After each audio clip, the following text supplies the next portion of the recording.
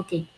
Muy buenas noches, profesor Javier Doria. Mi nombre es Carol Tatiana Gómez, de la materia de Fundamentos de Investigación, segundo semestre de Derecho.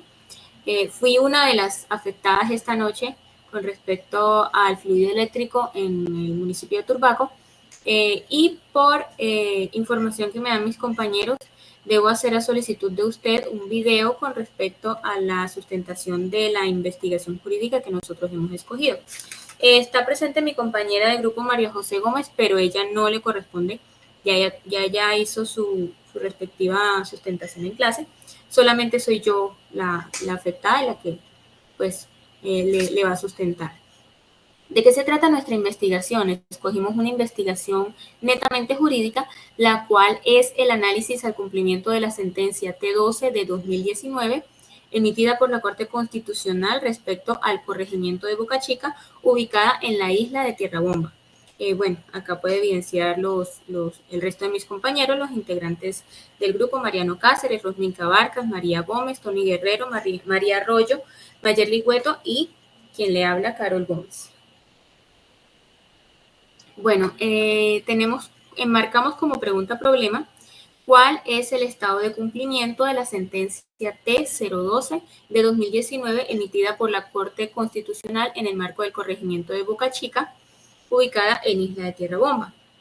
Y como objetivo general, resaltamos el analizar las distintas órdenes que se presentan dentro del marco del cumplimiento de la sentencia T12 y sus afectaciones específicamente en el corregimiento de Boca Chica, ubicada en la isla de Tierra Bomba. Bueno, acá comenzamos hablando primeramente del origen de la problemática. ¿Cuál es el origen de la problemática? Bueno, la sentencia tiene como accionantes al señor Óscar Jiménez, que es de hecho el único que no reside en Boca Chica, sino en la ciudad de Bogotá, pero cumple el papel como de un asesor jurídico más o menos en todo este proceso. Quienes sí viven allí son nativos, son el señor Gustavo Castro y el señor José Matosa, los cuales dentro de esta sentencia nosotros enmarcamos mucho lo que fue Boca Chica. ¿Por qué? Porque en esa sentencia hay dos casos, el cual uno es el de Boca Chica y el otro es el de Atillo de Loba, pero nosotros nos estamos, como puede evidenciar en el título, solamente nos estamos enfocando en el desarrollo de Boca Chica, Isla de Tierra Bomba, el cual es el expediente es el T6-470-199. ¿En qué consiste esta solicitud? ¿Qué es lo que marca estos hechos y esta solicitud dentro de la sentencia? Estos señores lo que quieren es la solicitud de la protección de los derechos fundamentales al agua potable y al saneamiento básico. ¿Por qué ellos están haciendo esta solicitud? Bueno, porque alegan de que ellos no cuentan con ningún servicio de acueducto ni de alcantarillado en el corregimiento de Boca Chica ni en toda Tierra Bomba. Comentan que la comunidad es de muy escasos recursos, y con respecto a esto también han tenido que recurrir, ya que la empresa prestadora del servicio de Acuacar no presta un servicio completo, no presta un servicio donde pueda suplir las necesidades completas con respecto a la demanda diaria por persona, per cápita, en el corregimiento de Boca Chica. Ellos tienen que acudir de manera, con sus propios recursos, con sus propias finanzas, tienen que acudir a particulares para que ellos hagan el transporte correspondiente del agua, los cuales, al ser particulares y al no estar regulados por ninguna entidad con respecto a las mínimas condiciones de higiene, de saneamiento, entonces se presenta mucho desaseo, con lo cual desencadena muchas enfermedades que en una parte también de la sentencia se puede corroborar en cuanto al puesto de salud de Boca Chica, los cuales los médicos o el cuerpo médico dicen que la mayor parte de los casos que ingresan a ese puesto de salud es con respecto a la diarrea, a una diarrea muy aguda que presentan sobre todo niños y personas de adultos mayores. Sobre todo esas dos poblaciones son las que más se afectan. Entonces, todos los habitantes, donde también se incluyen estos niños y estos adultos mayores, paralelamente tienen que también irse a recoger el agua los cuales no son las condiciones más adecuadas, porque estaríamos hablando de que prácticamente cada persona, cada niño debería ir allá y no tienen la fuerza, no tienen de pronto las condiciones físicas adecuadas para agarrar un tanque con agua. Por otra parte, el precio para obtener el líquido preciado supera las condiciones financieras que tiene esta comunidad, que como ya había dicho anteriormente, son de muy escasos recursos, y con base a todo esto es que se hace la solicitud de orden hacia la gobernación y hacia la alcaldía de Bolívar y del distrito de Cartagena respectivamente. ¿Qué es lo que pasa con esto? Que pues ya en el desarrollo de la sentencia, entonces es cuando la Corte Constitucional, por medio de la contestación de la gobernación de Bolívar, la gobernación de Bolívar pues sale de este caso alegando a una ley que es el artículo, perdón, la ley 142 de 1994, numeral 19, del artículo 3 de la ley 136 de 1994, con los cuales entonces ya la Corte vincula nada más con responsabilidad al distrito de Cartagena y a la empresa prestadora de servicios, que en esos entonces era Aguas de Cartagena, y de ahí en adelante sigue con el nombre de Acuacar.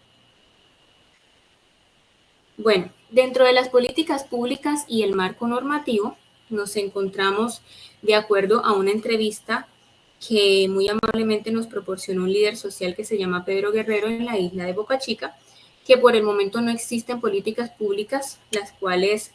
las cuales se esté sujetando el corregimiento de Boca Chica, sino que ellos se están basando propiamente en esta sentencia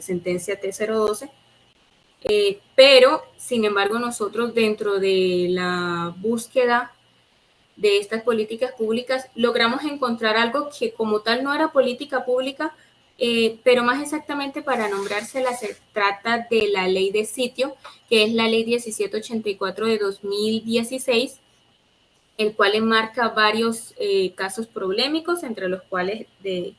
se puede resaltar el acueducto de Tierra Bomba. Entre otros casos problemáticos, como le dije, está la recuperación de la Ciénaga de la Virgen, están proyectos con respecto a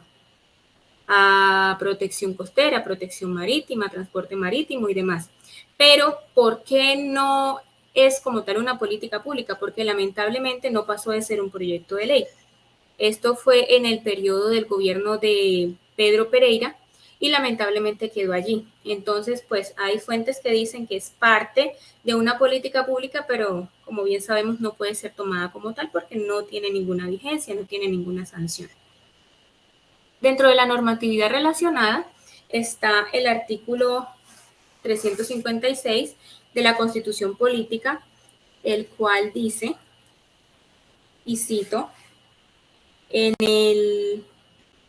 modificado del Acto Legislativo 1 de 2001, el cual dice, salvo lo dispuesto por la Constitución, la ley a iniciativa del gobierno fijará los servicios a cargo de la nación y de los departamentos de distritos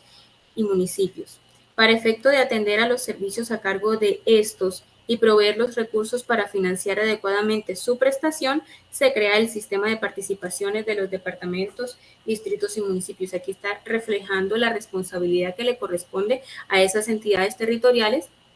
con respecto a su población respectiva. También encontramos el artículo 367 de la Constitución Política, el cual nos dice básicamente que el bienestar general y el mejoramiento de la calidad de vida de la población son finalidades sociales del Estado. Será objetivo fundamental de su actividad la solución de las necesidades insatisfechas de la salud, de educación, de saneamiento ambiental y de agua potable. Vemos cómo lo enmarca precisamente porque como tal el agua representa esa dignidad humana, ese mínimo que necesita la persona para tener dignidad humana, para tener también perteneciente al derecho a la vida. Toda esta jurisprudencia está relacionada con eso, con el agua, con las condiciones que debe tener el agua para que tenga potabilidad y pues así pueda ser apta para el consumo humano, las empresas reguladoras o las entidades que que son vinculadas con respecto a las responsabilidades para que el agua tenga potabilidad, incluso habla de cuáles son los estudios hidrográficos, cuántos son los niveles o cuáles son los resultados que debe reflejar para esta potabilidad. Pero para nosotros la normativa más importante es esta que vemos aquí en la última, que dice resolución 70-169 de la Organización de Naciones Unidas del 17 de diciembre de 2015, el cual dice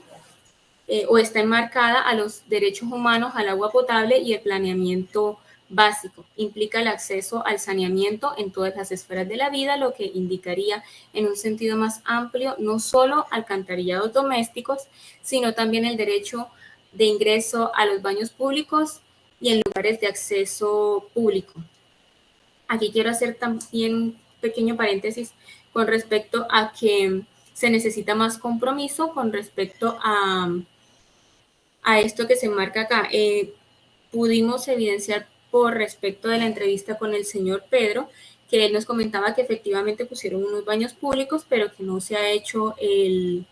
correcto manejo. Entonces son baños públicos que incluso la gente evita, que la gente hace como si no estuvieran ahí, porque representa más un peligro con respecto a la higiene, el hecho de entrar ahí y no de pronto utilizar cualquier otro espacio público, incluso utilizar las propias pozas sépticas que están en su casa. Pozas sépticas que no están siendo bien manipuladas, que no están utilizando un vertimiento correcto, y es por eso que también hay otras entidades que han sido vinculadas como Cardic, que también en el desarrollo de la sentencia se puede evidenciar. Bueno, acá tenemos dentro de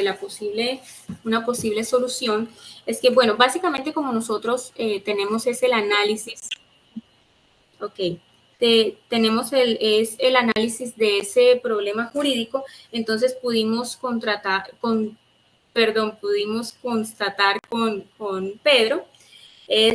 ciertos aspectos negativos, como ese que estábamos nombrando, con respecto al costo del agua que sobrepasa realmente las finanzas de la persona. Con respecto a los litros, ahí vemos unas personas directamente de Boca Chica que estamos dentro de una pandemia y podemos ver este desorden, esta aglomeración de personas. Entonces, la empresa prestadora del servicio necesita realmente cumplir con esa condición de que tiene que entregar el líquido vital en buenas condiciones, con la higiene correcta, en lo que menos le toque caminar a la persona, y más en esta situación de pandemia, la cual todavía no ha pasado, pero bajo la comodidad de ellos aún siguen incumpliendo estas órdenes emitidas a corto plazo, porque son a corto plazo. A largo plazo, pues todavía no se ha podido concertar nada, y ese es el proceso hasta el momento que se lleva con la sentencia. De todas maneras, acá también tenemos una posible solución con respecto a un comité de verificación de sentencia, que es lo integrado en el artículo 34 de la Ley 472 de 1998, que procedería en incidente al desacato contra las entidades faltantes al compromiso ciudadano, según lo dicta el artículo 87 de la Constitución Política. ¿Qué dice este artículo? Que toda persona podrá acudir ante la autoridad judicial para hacer efectivo el cumplimiento de una ley o de un acto administrativo. Entonces, bueno, doctor, esta ha sido nuestra investigación jurídica en sus primeras etapas, en sus primeros pasos, también sujetos al correcto desarrollo con respecto al trabajo de campo, con respecto a todo lo demás que involucre también ya los objetivos específicos, el marco teórico, teniendo en cuenta... sí, compañera.